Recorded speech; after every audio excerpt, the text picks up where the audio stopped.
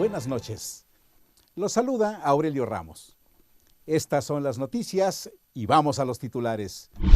Respalda López Obrador combate a corrupción de jueces, magistrados y ministros. El Poder Judicial entorpece la lucha contra el lavado de dinero, señala el gobierno de los Estados Unidos. Ordena el gobierno gringo aumentar el envío a México de migrantes. ¿Tendrá oposición Trump si cierra la frontera?, ofrecen congresistas demócratas al presidente de México. Bajan expectativas de crecimiento analistas del sector privado. Alrededor de 5,000 por hora cobran testigos sociales para avalar obras y contratos públicos. Estos son los detalles de la información. El presidente López Obrador respaldó la propuesta de Morena en el Senado orientada a la renovación en el Poder Judicial. Amy Arriaga tiene la información. Tras externar que no tolerará a jueces corruptos, pues serán denunciados, el presidente Andrés Manuel López Obrador pidió al Poder Judicial que actúe para que se evite la corrupción en los órganos que tiene este poder autónomo y para realizar una limpieza interna de arriba hacia abajo. Afirmó que mantiene comunicación con los ministros de la Suprema Corte de Justicia de la Nación a través de la Consejería Jurídica del Poder Ejecutivo. Añadió que en la Corte encontró voluntad para llevar a cabo esta renovación. También adelantó que se reunirá con el ministro presidente de la Corte, Arturo Saldívar, para hablar sobre la revisión de los procedimientos y funcionamiento de este poder, así como el comportamiento y actitud de jueces y magistrados y ministros. El mandatario reiteró que respeta la independencia del Poder Judicial, pero dijo, cada vez que un juez libera a un presunto delincuente con elementos legaloides de forma, no de fondo, que porque está mal integrado el expediente o cualquier otra excusa, lo vamos a denunciar aquí, advirtió. Resaltó que el propósito es acabar con los jueces a modo, jueces al servicio de la delincuencia y terminar con la impunidad por la vía legal. Aprovechó para hacer un llamado a los mexicanos para denunciar públicamente a los servidores públicos que se vean involucrados en actos ilegales. Solo de este modo, aseguró, los servidores públicos pensarán dos veces antes de infringir la ley. Con ello, López Obrador respaldó la propuesta de Morena en el Senado, orientada a realizar una renovación desde abajo en el Poder Judicial e impulsar reformas para combatir la corrupción, erradicar el nepotismo y eliminar privilegios de jueces. La propuesta de limpiar el Poder Judicial fue planteada al presidente de la Corte por Ricardo Monreal Ávila, coordinador de senadores de Morena. En conferencia, el jefe del Ejecutivo recordó su plan de rehabilitar 6 refinerías en el país para que se logre la autosuficiencia energética, para lo que se requerirán entre 150,000 y 160,000 millones de pesos. Añadió que se utilizarán a los trabajadores actuales y se contratarán nuevos. Tan solo para la refinería de Ciudad Madero, señaló, se necesitan 3,500 millones de pesos. Se utilizarán a los 2,200 trabajadores actuales y se requerirán de 1,000 más. Para Crónica TV, Amy Arriaga. La Corte ha retrasado y complicado investigaciones sobre lavado de dinero. Así lo afirmó el Departamento de Estado norteamericano en el Informe Internacional sobre la Estrategia de Control de Narcóticos 2019. Agregó que las autoridades mexicanas han tenido cierto éxito investigando y bloqueando cuentas de sospechosos de lavado, pero este progreso se ha visto limitado para procesar a los presuntos responsables. El informe menciona varios casos de fallos judiciales a favor de presuntos lavadores de dinero y manifiesta su interés de que la administración de López Obrador pueda resolver estos obstáculos. La secretaria de Seguridad Interna de Estados Unidos, Kirstjen Nielsen, ordenó incrementar de manera inmediata la devolución a México de solicitantes de asilo, aún de terceros países. La orden a la Oficina de Aduanas exige el envío de cientos de migrantes adicionales al día por encima de los actuales ritmos. Nielsen también ordenó incrementar el número de agentes trasladados de otras funciones a atender migrantes, considerada por el gobierno de México como una iniciativa unilateral de los Estados Unidos. Si Trump cumpliera su amenaza de cerrar la frontera con México, encontrará oposición. Así lo dijo el presidente del Comité de Asuntos Exteriores de la Cámara de Representantes estadounidenses, Eliot Engel. Junto con un grupo de congresistas demócratas de su país, se reunió con el presidente López Obrador. Agregó que cuando se trata de la relación entre México y Estados Unidos, esto no debe mezclarse con la política, sino hacer lo que es mejor para nuestros dos países. El grupo felicitó al mandatario mexicano porque señaló ha optado por la prudencia y no prestarse al circo de Trump, y criticó que se haya iniciado el recorte de la ayuda estadounidense a Guatemala, Honduras y El Salvador. Analistas del sector privado redujeron sus pronósticos de crecimiento para el presente y el próximo año. Para 2019 bajó de 1.64 a 1.56%. Para 2020 de 1.91 a 1.82%, y para 2021 la estimación del crecimiento se ajustó de 2.28 a 2.24%. Así lo reflejó la encuesta sobre las expectativas de los especialistas en economía del sector privado, correspondiente a marzo pasado, la cual fue dada a conocer por el Banco de México. En cuanto a la inflación, los analistas privados calculan que en 2019 será de 3.65%, no de 3.67%, y para 2020 de 3.65, no de 3.71. Por lo que se refiere al tipo de cambio, al cierre del presente año el dólar se cotizará en 19.97 pesos en lugar del estimado de 20.19, y en 2020 estará en 20.26 pesos, no en 20.56. Para avalar contratos del gobierno, los testigos sociales cobran a destajo, con montos de alrededor de 5,000 pesos por hora. Esto de acuerdo con los tabuladores establecidos por la administración de Enrique Peña Nieto vía la Secretaría de la Función Pública. Los privilegios económicos de estos testigos pueden ser más altos por disque garantizar transparencia en las contrataciones. El botín es una cifra negra que no se puede conocer porque estos testigos son completamente opacos para revelar cuánto dinero han recibido a lo largo de décadas. Así lo declaró Gabriel Reyes Orona, ex procurador fiscal de la Federación. El bajista de Botellita de Jerez, Armando Vega Gil, se suicidó como consecuencia de una falsa acusación de violación sexual que pesaba en su contra. El músico anunció por Twitter que se quitaría la vida. La acusación fue difundida por el movimiento Me Too Músicos Mexicanos y eliminada al conocerse el suicidio del bajista. En su escrito, Vega Gil aseguró que defendió su inocencia. Debo aclarar que mi muerte no es una confesión de culpabilidad, todo lo contrario, es una radical declaración de inocencia. Solo quiero dejar limpio el camino que transite mi hijo en el futuro, dijo. Y luego agregó, su orfandad es una manera terrible de violentarlo, pero más vale un final terrible que un terror sin final. Arrancó en la Ciudad de México la campaña No la riegues, para tratar de hacer conciencia sobre la importancia de ahorrar agua.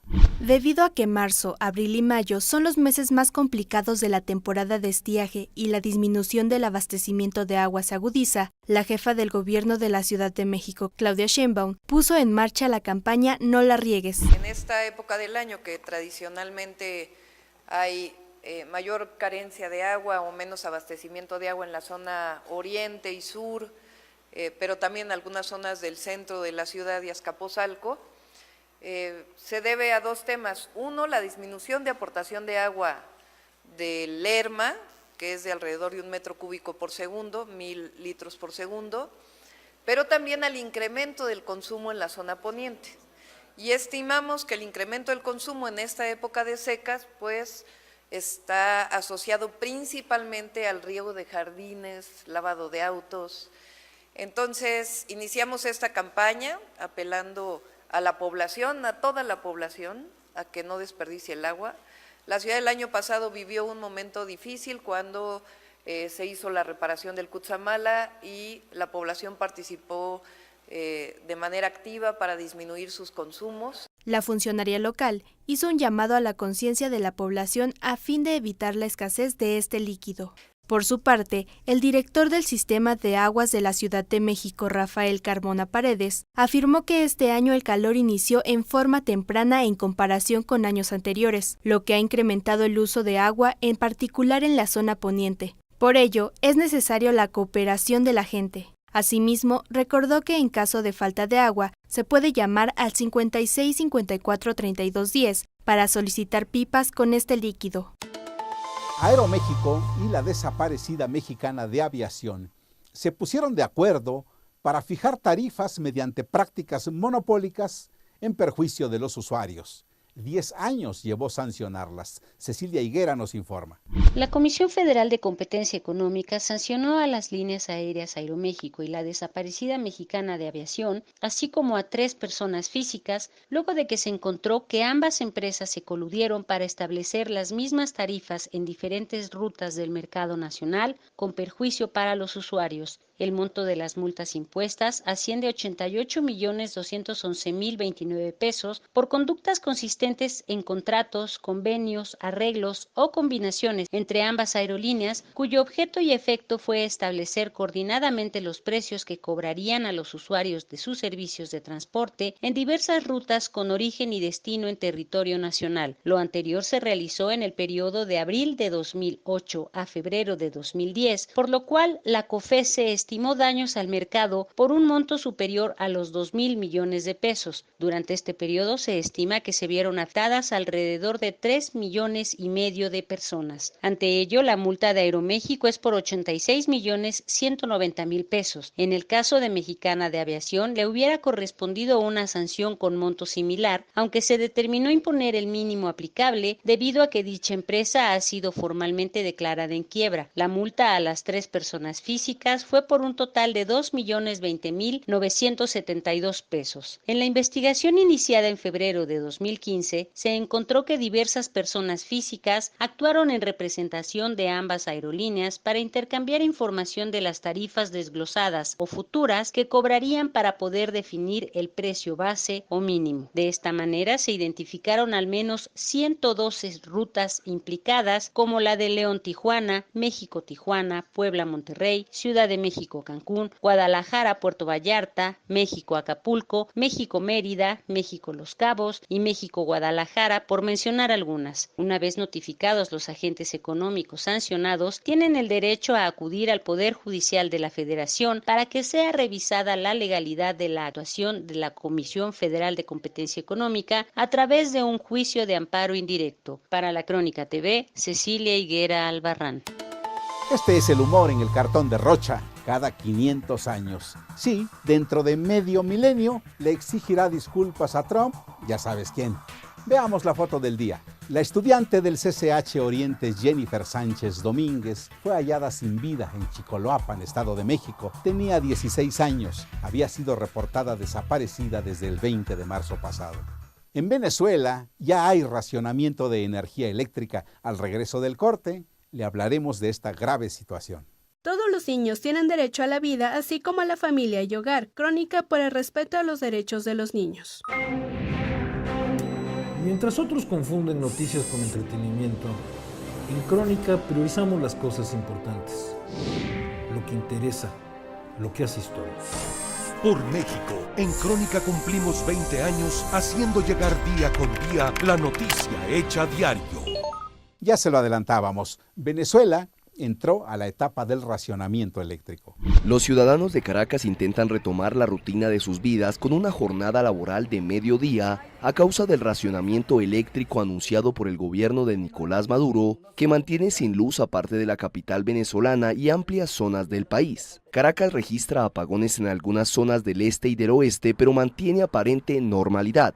El metro, la principal vía de carga de pasajeros, no se encuentra funcionando, por lo que el Ministerio de Transporte ha puesto en servicio autobuses especiales. En las avenidas se observa un fluido moderado de personas caminando, mientras que algunas paradas de autobuses se encuentran abarrotadas de gente a la espera de un vehículo para su traslado. En la jornada de este lunes, los colegios no se encuentran abiertos ante la orden del Ejecutivo, pero algunas universidades privadas decidieron continuar con sus actividades académicas y administrativas. En el interior del país, en regiones como Zulia, Mérida, Anzoátegui y al menos otra decena de estados, sus habitantes reportan fallos eléctricos intermitentes que presumen se trata del racionamiento aplicado por el gobierno. El presidente venezolano Nicolás Maduro anunció el inicio de un plan de racionamiento eléctrico por 30 días, tiempo en el que espera resolver los fallos que ha presentado el sistema desde el 7 de marzo, cuando empezó una secuencia de apagones de los que responsabiliza a la oposición y a Estados Unidos.